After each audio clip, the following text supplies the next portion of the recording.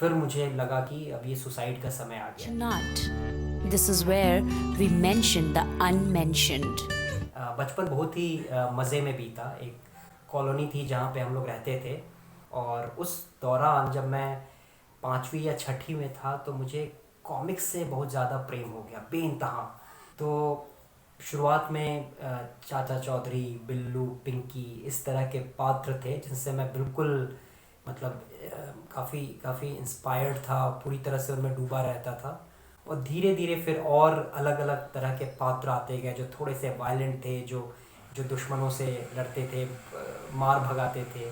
तो उसमें एक कैरेक्टर आया था डोगा, और डोगा जो था ये रात को निकला करता था और इसे कुत्ते की शक्ल वाला एक मास्क पहन लेता था और जाके सबको मार भगाता था। और एक बार मुझे एक कॉमिक बुक हाथ लगी वही डोगा की, जिसका शीर्षक था मुझे सुसाइड चाहिए। तो अब ये जिज्ञासा जगी कि सुसाइड क्या है। और मैंने उस पर उस कॉमिक की किताब में भी पढ़ा कि वो डोगा जो था उसको सुसाइड क्यों चाहिए था, उसने क्या किया। तो मुझे लगा कि ये एक अच्छा तरीका है, मतलब कुछ परेशानी वगैरह छोटी मोटी आ जाए तो उससे भाग निकलने का। बड़ा अच्छा है कि सुसाइड कर लो, आप बिल्कुल अलग हो जाओगे और अपनी एक दूसरी दुनिया में पहुंच जाओगे, और फिर तो वापस आना ही है।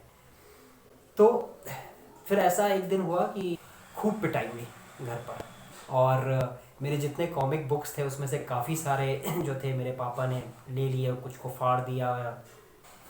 तो मैं एकदम दुखी हो गया था, और फिर मुझे लगा कि अब ये सुसाइड का समय आ गया है। तो अब सुसाइड कर लेना चाहिए, लेकिन कैसे करेंगे। अब ये एक समस्या थी कि कैसे की जाए।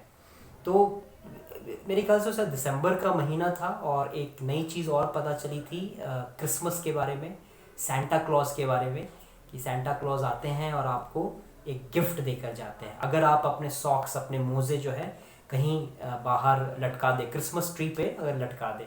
और मैंने लिख दिया एक पेपर पे कि मुझे सुसाइड चाहिए, और लिख के उसको उस मोज़े में डाल दिया, और डाल के अब रात में सो गया, इंतज़ार किया कि अब चलो सुसाइड आएगा और फिर मुक्ति मिलेगी। तो सुबह जब उठा तो फिर मेरे मम्मी पापा सब लोग पास थे, और बिल्कुल माहौल बदल चुका था। एक प्यार उमड़ कर आ रहा था मेरे सिराहने में कहीं। कुछ कुछ कॉमिक की बुक भी वापस आ गई थी, वो रखी हुई थी। तो फिर मैंने उस मोज़े में जाके देखा तो वो जो पेपर था जिसमें मैंने लिखा था, वो पेपर था ही नहीं वहाँ पे। जीवन का पहिया चलता रहा, पढ़ाई लिखाई पूरी हुई, कॉलेज से निकला, और मैं चेन्नई पहुंचा अपनी पहली नौकरी के लिए, वहाँ पे काम कर रहा था।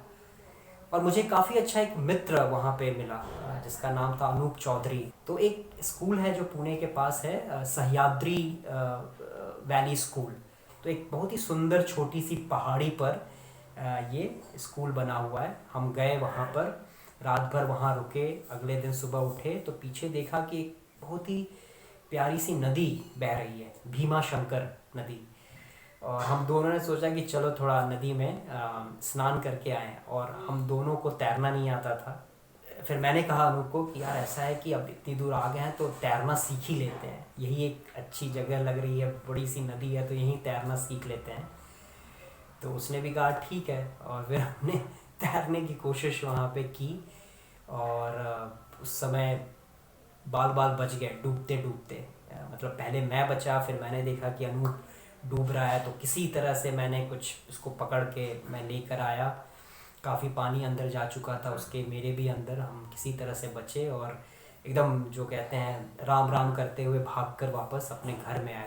तो मौत से एक काफ़ी करीबी एक संपर्क बन गया, और फिर हम उससे बच के निकल आए, मौत से, मौत के मुंह से जो बच के निकल आए उस तरह का हुआ।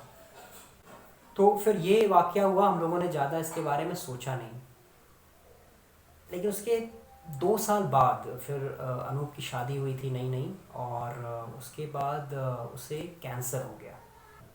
उस पूरे कैंसर के दौरान वो काफ़ी समय मेरे साथ रहा, क्योंकि मुंबई में उसका इलाज चल रहा था टाटा मेमोरियल में।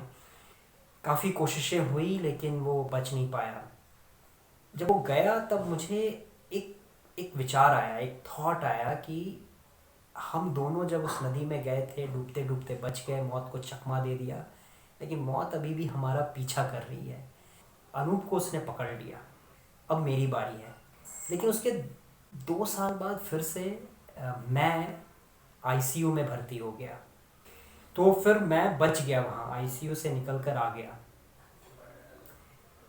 लेकिन वो विचार जो था वो अब और मेरे अंदर आ गया कि मौत सही में पीछा कर रही है। लेकिन यहाँ अब मौत मेरा पीछा कर रही है, ये जो विचार है मुझे कहीं ना कहीं डराता नहीं है, सताता नहीं है, बल्कि ये मुझे एक शक्ति देता है कि हाँ, जीवन असीमित नहीं है, जीवन सीमित है, एक सीमा है और हम सब उस सीमा की ओर पहुंच रहे हैं, आज नहीं तो कल। तो हम सबका ही मौत पीछा कर रही है। तो इसीलिए जो इस सीमित जीवन को हम लोग समझें और जो जो करना चाहते हैं, जो जो हम बनना चाहते हैं, उसको अभी करें। उस समय तक पहुंचने से पहले, उस सीमा तक पहुंचने से पहले हम कर लें जो भी हमको मन है, जो भी हमारी इच्छा है।